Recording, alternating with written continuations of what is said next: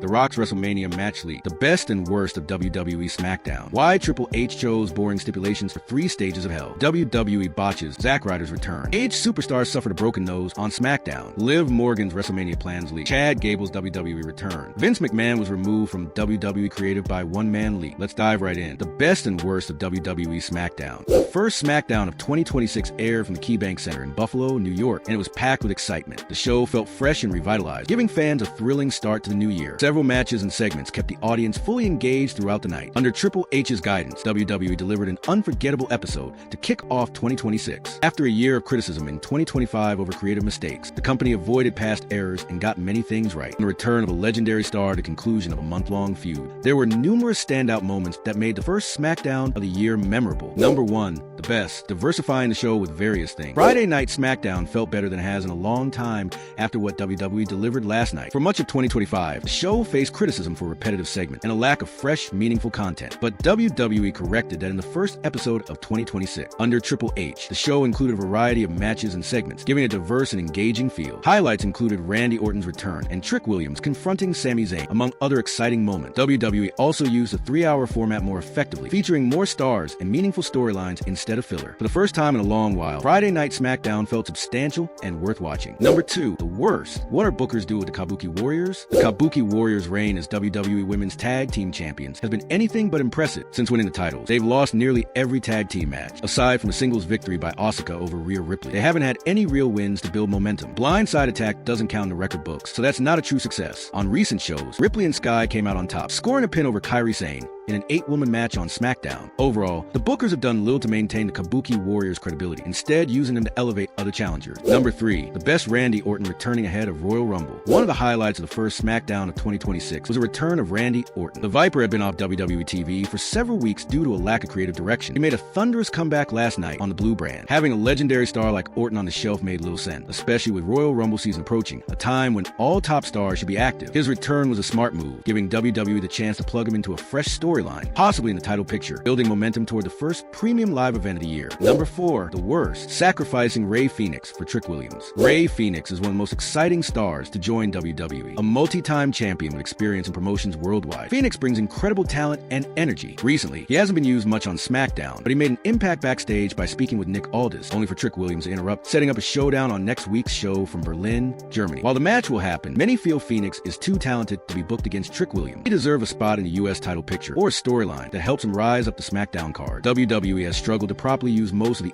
AEW stars who joined in 2025, and putting Fenix in this kind of match risk continuing that trend. Number 5, the best signing Trick Williams to Friday Night SmackDown. The first SmackDown of 2026 brought a fresh wave of NXT talent to the main roster, including Trick Williams. The 31-year-old will make his official main roster debut next week in a match against Rey Fenix. Adding Williams to Friday Night SmackDown is a big move. The show has lacked credible stars who can pose a real threat, and Williams' imposing stature and physique make him stand out. As a 2-time NXT champion, he already has strong credibility. Bringing a top-tier heel like Williams to the Blue brand opens a door for multiple intriguing storylines in the coming weeks. Number 6, the word. Not really. 3 stages of hell. WWE has emphasized the intensity of Drew McIntyre's feud with Cody Rhodes by bringing back the 3 stages of hell match. Big stipulation matches like this are usually reserved for rivalries that have become deeply personal. For the first fall, McIntyre chose a standard wrestling match, which is traditional but doesn't really capture the feeling of hell. The second and third falls, however, were more fitting. No disqualifications for the second, and a steel cage for final, if needed. Many fans feel that a submission match or bull rope match would have been a stronger choice for the opening stage. Number 7, the best Damien Priest winning the ambulance match. Damian Priest and Aleister Black faced off in a brutal ambulance match on SmackDown this week, finally ending their month-long rivalry. Both superstars went all out. It was Priest who came out on top, securing a decisive victory and putting the feud to rest. Triple H made the right call by booking Priest to win. For months, the Archer of Infamy has struggled to re-establish himself on the Blue brand. Despite being a former world champion, his credibility had fallen. The ambulance match would not only ended the Aleister Black saga, but also gave Priest a much-needed boost to rebuild his status. Number 8, the worst. Another quick title swap, really. Dominic Mysterio regained the Intercontinental title from John Cena after just about 2 weeks. Similarly, JC Jane reclaimed the NXT Women's title, defeating Tatum Paxley to get her belt back. Chelsea Green became a 2-time Women's United States champion by beating Julia on November 7th. Despite being one of the most entertaining performers in WWE, Green had very few title defenses and then dropped the belt back to Julia on SmackDown, completing a confusing round robin with the championship. If the bookers didn't have a clear plan for Green as champion, she probably shouldn't have regained the title in the first place. On top of that, many potential challengers are stuck in the tag team division, which is hurting their chances of being taken seriously in the singles title picture. Number 9. The best Julia capturing the Women's United States title. One of the biggest surprises on the first SmackDown of 2026 was a major title change. Julia faced Chelsea Green in a one-on-one match for the Women's United States Championship. Against expectations, the Beautiful Madness captured the title. Triple H finally made a strong booking decision for Julia. After a rough 2025 filled with poor booking, giving the Women's US title back to her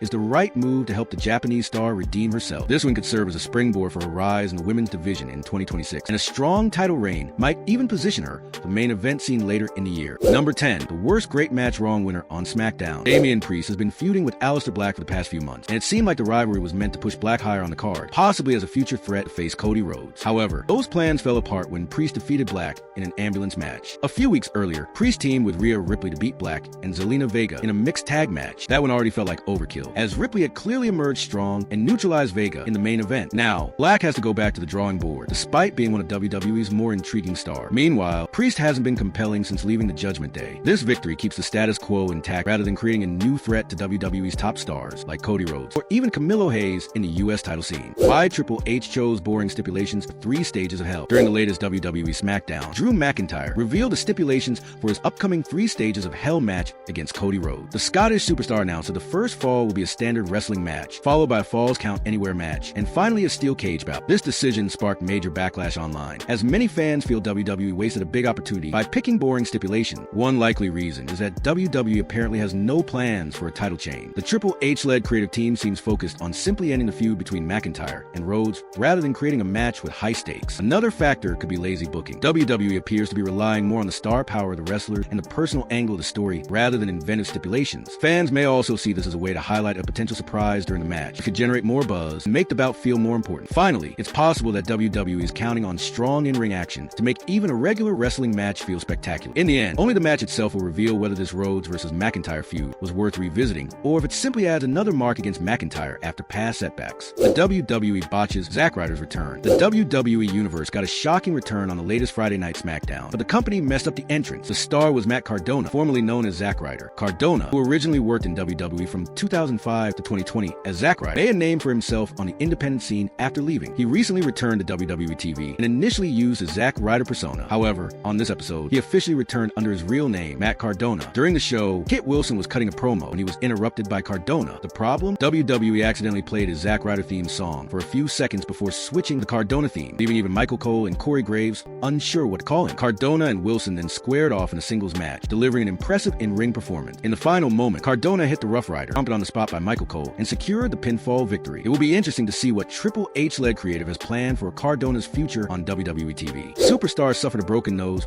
on SmackDown. A top WWE superstar may have suffered a serious nose injury on the latest Friday Night SmackDown. The star in question is Johnny Gargano of DIY. Gargano challenged Carmelo Hayes for the United States Championship after Hayes recently dethroned Ilya Dragunov. The two delivered a back-and-forth singles match, showcasing incredible in-ring action. In the final moments, Gargano looked poised to win, but Hayes hit the first 4-8 followed by nothing but net to retain the title via pinfall. Later backstage, Gargano was seen talking to his wife Candice LeRae, asking if his nose looked broken. "Is it broken? It feels broken," he said. It's unclear whether this is a real injury or simply part of a WWE storyline, but fans will be watching closely to see if Gargano needs time off. Liv Morgan's WrestleMania plans leak. Liv Morgan returned from injury last month at the Survivor Series Premium Live event and also competed during WWE's Holiday Live Tour. According to WrestleVotes Radio on Fightful Select, there's an internal push for Morgan to be a central figure in WWE's women's division heading into WrestleMania 42. She is expected to compete in a singles match on the grandest stage of them all this year. Sean Ross Sapp reported that WWE was waiting for the right moment to have Morgan appear on television for the first time in almost 6 months. During the holiday tour, Morgan wrestled Lyra Valkyria at 3 Florida house shows, winning all 3 matches. Many fans expected Morgan to make a return as a surprise entrant in the 2026 Women's Royal Rumble. Instead, she returned early at Survivor Series to assist Dominic Mysterio in winning back the Intercontinental Championship from John Cena. Speaking on Going Ringside, Raquel Rodriguez commented on her stablemate's early return, noting Morgan's hunger and drive. Rodriguez said it's hard to sit out due to injury, and Morgan's desire to succeed and chase championships explains why she returned early. During Morgan's absence, Rodriguez stepped up and even competed for the Women's World Championship. Now, Liv Morgan is set for her first televised match in over 6 months. She will be in action on next week's Monday Night Raw, marking a big return for the Judgment Day member. Chad Gable's WWE return. Chad Gable is set to make his WWE return from injury very soon, and it could lead to a major storyline. According to WrestleVotes Radio on Fightful Select, Gable is scheduled to be in Saudi Arabia during the 2026 Royal Rumble week. Despite his return, WWE reportedly has no plans to move of Ludwig Kaiser from the El Grande Americano gimmick. Similarly, Tyler Bate and Pete Dunne continue portraying Rio Americano and Bravo Americano. Sources suggest WWE is exploring ways to integrate Chad Gable and possibly the Creed brothers into a storyline with these masked performers. Ludwig Kaiser has previously appeared alongside Gable's American-made group, and all of them could eventually form a major stable on the Red brand. During his appearance on the Ariel Helwani show, WWE Hall of Famer Kurt Angle explained why Gable hasn't received a huge push despite strong fan support. Angle praised Gable's talent and noted the similarities to the character he once portrayed. He believes Gable's smaller size might have been a factor in the office not pushing him harder, but he disagrees with that logic. Angle pointed out that legends like Chris Benoit, 5 feet 9 inches, Eddie Guerrero, 5 feet 8 inches, and Rey Mysterio, 5 feet 5 inches, all succeeded at the top level, showing that Gable could definitely be a main event. It remains to be seen how WWE will book Chad Gable following his return, but fans are excited to see what's next for the former Olympian. Vince McMahon was removed from WWE creative by one-man league. The former WWE CEO, Vince McMahon, first retired in July 2022, but returned 6 months later in January 2023 to help oversee the company's sale to Endeavor Group Holdings. During this time, he was on the board of directors and was believed to have little influence on creative decisions. However, court filings from the ongoing WWE shareholder lawsuit, reported by Post Wrestling, revealed that McMahon was involved in creative plans for WrestleMania 39. Further details from Dave Meltzer, the Wrestling Observer newsletter, confirmed that even though Triple H and the WWE writing team created the scripts, McMahon had the final say on creative decisions well into 2023. Meltzer noted that Endeavor CEO Ari Emanuel eventually removed McMahon from creative control. This contradicts earlier claims that Triple H had full authority and Vince was not involved. Emanuel had planned for Triple H to lead creative, but McMahon made many final decisions through much of 2023 and 2025. The filings also included McMahon's final email to the WWE board, where he expressed gratitude and respect for everyone who helped protect shareholder value during his exit. Even after officially leaving WWE, McMahon's influence and legacy continue to affect the company. While WWE tries not to mention him often, his past role keeps him in the news. The Rock's WrestleMania match league. The Rock, one of WWE's most popular stars, may not be seen in the ring for a little while longer. According to sports journalist Andrew Bala, the Great One will not compete at this year's WrestleMania. However, The Rock reportedly has a major offer to wrestle at WrestleMania 43 in Saudi Arabia next year. Bala noted that the Hollywood star is hesitant, knowing it could be his final match. The Rock's last match was at WrestleMania 40, a team with Roman Reigns to beat Cody Rhodes and Seth Rollins on night one. Despite this, he couldn't stop Rhodes from pinning Reigns for the undisputed WWE Championship the next night. Since then, The Rock has made only sporadic appearances and hasn't wrestled. After John Cena's heel turn at WWE Elimination Chamber 2025, fans expected The Rock to play a role